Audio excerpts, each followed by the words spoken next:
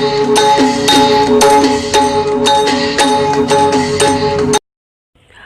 างส่งพี่น้องใต้แผ่นดินเดียวค่ะมาพบงานกันแทงวันหนึ่งเมื่อในวันที่3 เดือนธันวาคม2 แห่งเศร้าค่ะปีแล้วค่ะก่อ2 แห่ง1 ปัก14นี้ขึ้นในวันพัดเนี่ยเนาะข่าวยาม6:21 นาทีค่ะน้ำเมืองสิงห์ไทยมาพบงานกันดังค้าสายหนุ่มแดงปอกหนึ่งค่ะเอาค้าปันมาในก่อค้าสายหนุ่มแต่มี2 หัวข่าวมาในพี่น้องผู้ปันแหงเฮาค่ะกว่าจ้อมกันแทงค่ะหัวข้อข่าวที่1ซึกมาแดซึก KNU KNLA เป็นปางตึกกันติพาปุ่นหัวข้อข่าวที่2ซึกมาแดซึกยักษ์แข่งAA อุบโอกันเหนือออนไลน์วันไหนค่ะเอาค่ะก็อันนักสอบเป็นนักข่าวเข้ามาโดยช่อง YouTube ค่ะใจหนุ่ม2เป็นนักข่าวทุกใจเนี่ยก็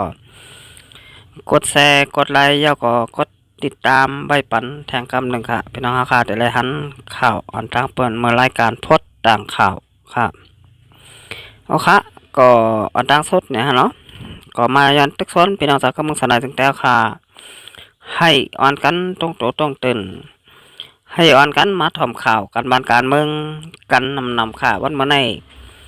เมืองสนายถึงแต่ค่ะโลก้นอันจากแขนล่องแดนล่องข่าวการบ้านการเมืองเกาหลีลองป้ายหุบป้ายหันการบ้านการเมืองเกาหลีค่ะกับนั้นเฮาค่ะแต่ละหันว่าลองพ่อหมอพี่น้องเจ้าเคยเมืองสลายจึงแต้วค่ะวันเมื่อไหร่แต่ไรว่ามีเอค่ะกับนั้นเฮาค่ะหรือไรอ่อนกันมาถ่อมข่าวการบ้านการเมืองกันนำค่ะย่อก็อ่อนกันมาเห็นหูการบ้านการเมืองกันนำค่ะเฮาค่ะมาโดยหวานเปิ้นเมืองเปิ้นเป็นจังหือในข่าวการบ้านการเมืองแหละรองการบ้านเมืองเฮาค่ะนั่นเป็นนาทีพลพรพี่น้องเจ้าเคยเมืองสน้อยซึ่งแต้วค่ะกูก้นก็ว่าอะไรค่ะอำใจนาทีพลพรของทัพศึกซึ่งแต้วค่ะซุ่มเดียวก้อยอำใจนาทีพลพรปาตีการเมืองค่ะหลายก้อยเนี่ยเนาะย่อก็อำใจนาทีพลพรพี่น้องแต้วค่ะก็หลายก็1 ก้อยเนี่ยนะเฮาค่ะกูก้นก็มีนาทีพลพรไว้เหมือนกันค่ะอันไหนโตเจ้าเก่าตื้นแต่ไรเอาผลพรเหตุการณ์บ้านเมือง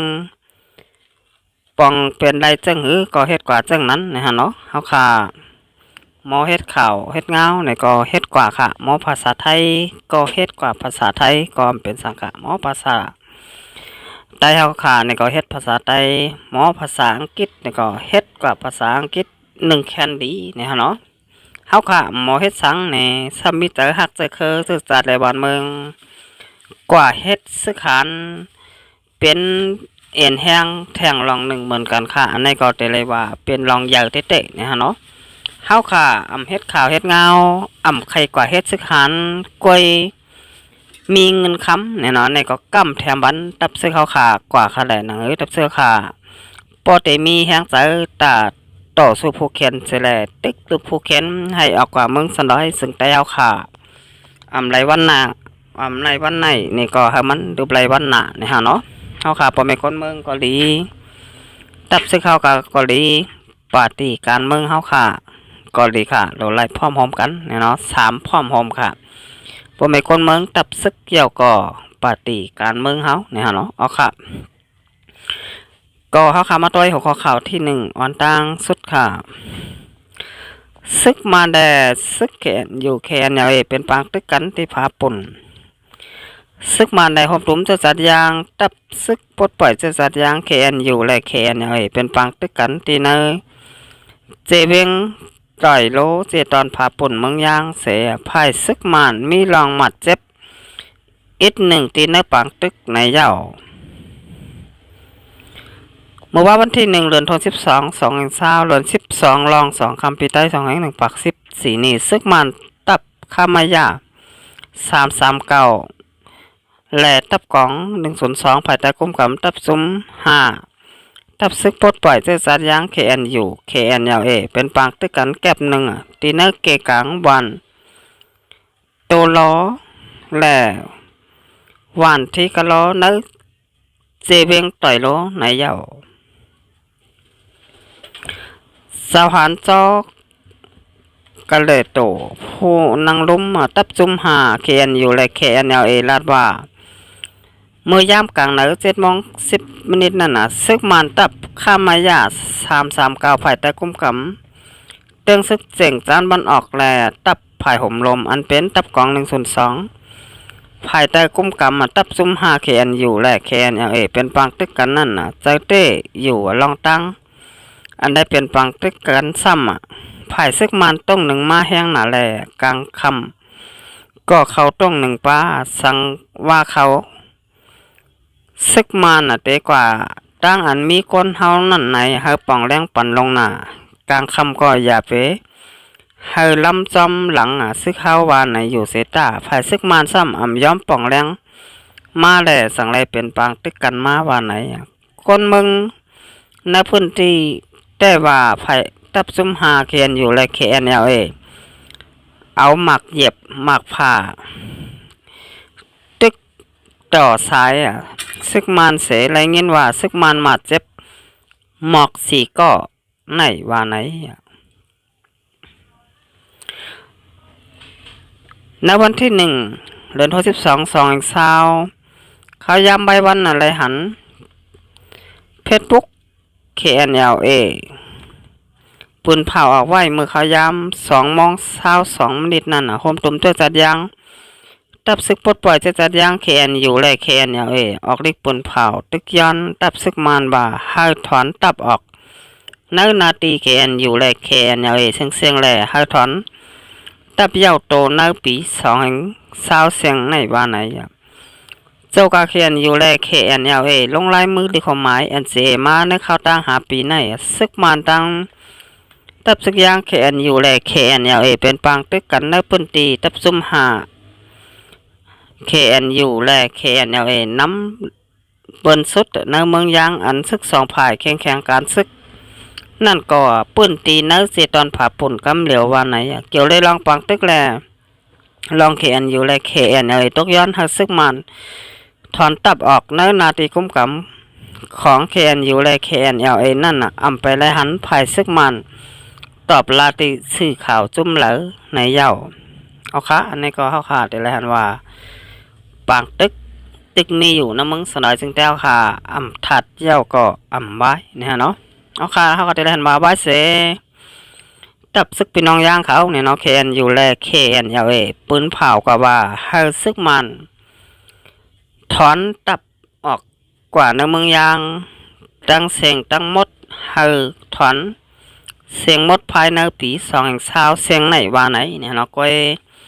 ไผ่ตับซึกไอหมองมันเขาแต่ก็ไปไล่ออกมาลัดลองในเจ้งหือนะว่าเตถอนตับออกกว่าในเมืองยางอยู่นั้นเตเพิ่มตับเข้ามาในเมืองยางแทงเนี่ยเนาะในเขาขาเปิด10ด้วยข่าวกว่าจอมกันแทงเนี่ยเนาะเอาค่ะ10มาด้วยหัวข้อข่าวที่2ค่ะซึกมาในซึกยักษ์แข่งอุบโอกันเนื้อออนไลน์ว่าไหนหนังหือเตมีพอนดีพูนตาก้นบางยักษ์แข่งในเสภูมิจันสูงซึกมาได้ยักษ์แข่งอุบโอกันลอยออนไลน์ตาข้าวตั้ง30 นิดนั้นครึ่งชั่วโมงในวันที่25 เดือนธันวาคม2020เดือน12 มื้อ11 ค่ำปีใต้2/1ปัก14นี่ไหนยาวเกี่ยวเลยลองในเสซึกละแข่งปืนเผากว่าเมื่อว่าวันที่2 เดือนธันวาคม2020เดือน12ลอง3 ค่ำ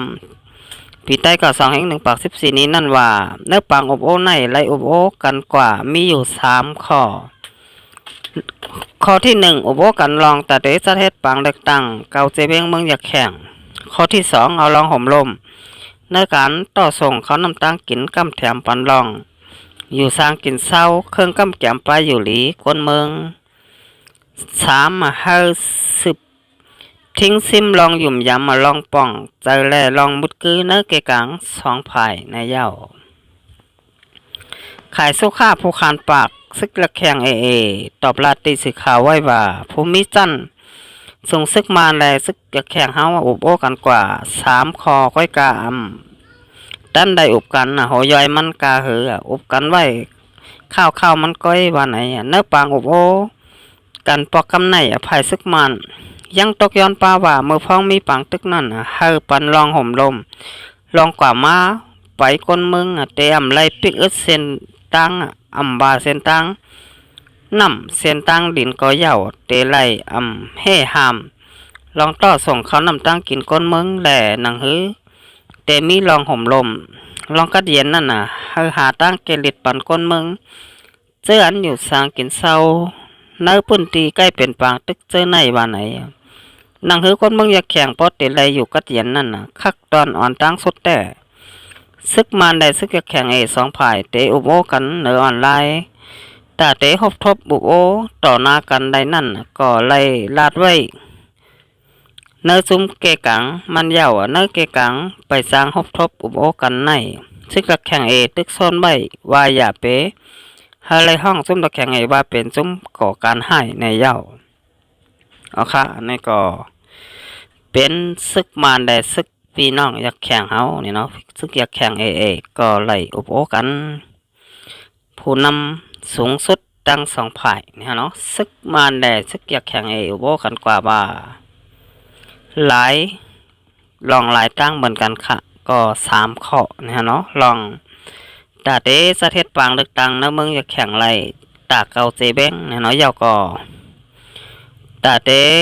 หาลองงำเย็นเนี่ยเนาะให้คนมึงอ่ำไรทบเพเข็นจากกว่าเจ้าไหนค่ะยาวก่อซึกมานก่อนตกยันให้ซึกอยากแข่งว่าอย่าเปเฮ่หามโดดกาต่อส่ง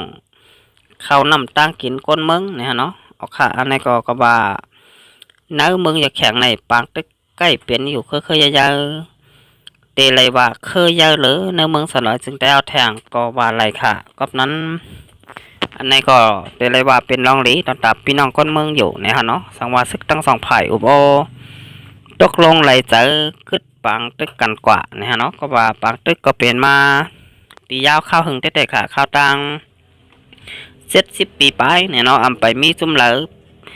เป้อำไปมีจุ่มเหลือกันเนี่ยเนาะก็ว่าซึกตึกกันนี่ก็เหมือนไข่มาหลอกกันค่อยค่ะภายหนึ่งแตกก็ภายหนึ่งตื้นแต่ไรแตกกว่านะเนาะก็นั้นแต่เตเป้เตก้านกันนั้นบ่นว่าง่ายค่ะมันหยาบนะเนาะเอาค่ะอันนี้ก็เกี่ยวกับเลยลองปางตึกเนี่ยน้ำเมืองสลายจึงแต้วค่ะเตียนใกล้เปลี่ยนอยู่ยามเดียวเนี่ยเนาะ